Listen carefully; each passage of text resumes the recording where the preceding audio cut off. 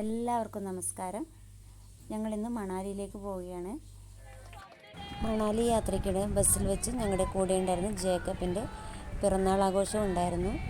Jacob എല്ലാവർക്കും ചോക്ലേറ്റൊക്കെ നൽകി.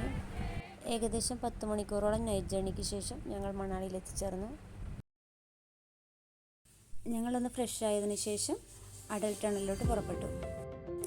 ഇന്ത്യയിലെ ഏറ്റവും ഉയരത്തിലുള്ളതും ഏറ്റവും ദൂരമുള്ളതുമായ തുരങ്കമാണ് അടൽ തുരങ്കം. ഇതിന് റോഹ്താങ് ടണൽ എന്നും കൂടി പറയുന്നുണ്ട്.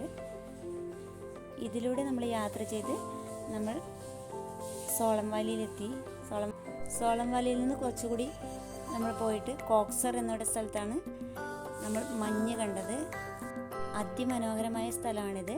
അവിടെ മഞ്ഞിൽ കുറേ നേരം കളിച്ചു. മോൾ അവിടെ മഞ്ഞ് മനുഷ്യനെയൊക്കെ ഉണ്ടാക്കി കളിച്ചു.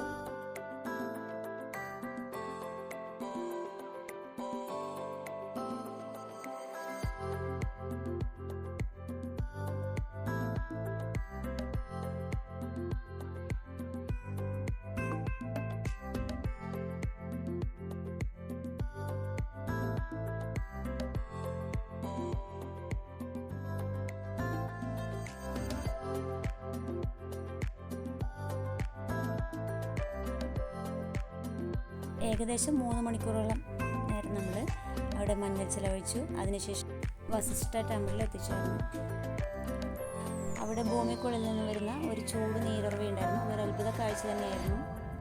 അതിനുശേഷം ഞങ്ങൾ അവിടുന്ന് ടിബറ്റൻ മൊണാസ്ട്രിയിലോട്ടാണ് പോയത്.